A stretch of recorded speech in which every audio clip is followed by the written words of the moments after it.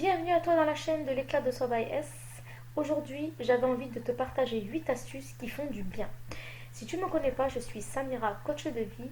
Je partage mes astuces, mes idées pour que tu puisses vivre un quotidien beaucoup plus plaisant et que tu puisses enfin prendre soin de toi. On se retrouve juste après ça et je te délivre mes 8 astuces.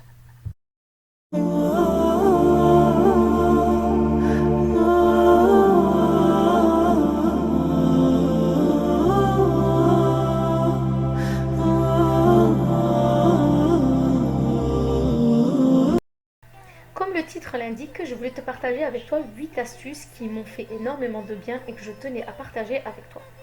Première astuce, se lever 30 minutes plus tôt. Se lever 30 minutes avant ton réveil habituel va complètement changer la tournure que va prendre ta journée. Tu seras plus sereine, tu pourras réfléchir correctement à comment passer ta journée, tu n'auras pas les enfants dans tes pattes, tu te sentiras beaucoup plus à l'aise et beaucoup plus en phase avec toi-même parce qu'il n'y aura que toi et toi. Deuxième astuce, c'est important d'avoir une routine du matin. Il faut que le matin, quand tu te réveilles, il y a quelque chose que tu fais que pour toi.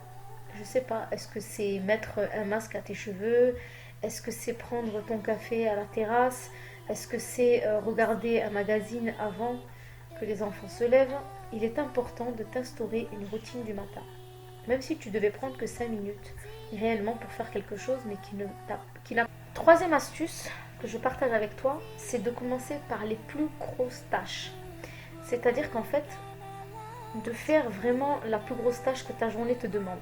Alors ça diffère d'une femme à une autre. Moi je sais que hier, j'avais une grosse tâche à faire, c'était de nettoyer tout ce qui était frigo, meubles. Voilà, dès que je me suis levée, je me suis attaquée à ça. Et je peux t'assurer que toutes les tâches qui venaient après m'ont paru si minimes parce que inconsciemment, le fait d'avoir pu aborder ces grosses tâches et les avoir faites, ça m'a procuré énormément de plaisir et beaucoup plus de facilité à continuer ma journée. La quatrième astuce que je vais partager avec toi, c'est celle qui me procure énormément de plaisir et c'est faire du sport.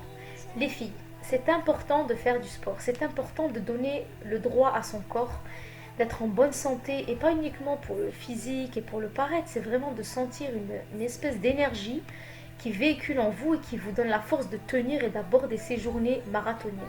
Donc faire du sport, c'est pas passer 1 heure et demie avec du poids ou aller à la salle, c'est de faire 5 minutes. Faites 5 minutes de sport tous les jours, vous verrez que vous tiendrez dans le temps et plus vous ancrerez cette habitude dans votre quotidien, plus vous augmenterez la capacité et plus vous ne pourrez plus vous en passer. Donc je vous invite à faire du sport. C'est essentiel dans nos vies de maman solo. C'est vraiment important. Donc je vous invite vraiment à faire du sport. La cinquième astuce que je vais partager avec toi fait partie plus ou moins de la quatrième. Donc dans la quatrième, je vous ai demandé de pratiquer du sport.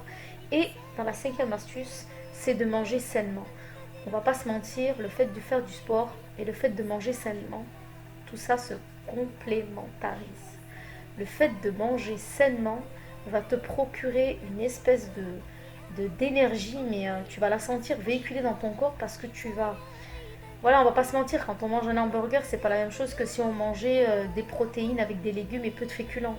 On va pas se mentir, on se sent énormément mieux et on se sent plus légère. Donc manger sainement, cinquième astuce qui aide énormément à la perte de poids, entre parenthèses. La sixième astuce que je vais partager avec toi est très très importante. Quand on est une maman solo et qu'on a des quotidiens assez difficiles et qu'on en a ras la casquette, c'est important de s'entourer de personnes motivantes et inspirantes.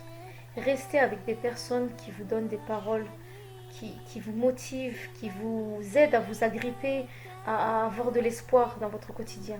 Entourez-vous de ces personnes, gardez-les auprès de vous et vous verrez que plus vous resterez avec ces personnes-là et plus le moral reviendra et plus vous serez inspiré dans votre vie à devenir la même. La septième astuce, c'est de lire. Les filles, c'est important au jour d'aujourd'hui d'approfondir ses connaissances. C'est important de se mettre sur un sujet et d'essayer de l'élaborer et de le construire avec des livres, avec d'autres connaissances via internet ou ce que vous voulez, mais c'est important de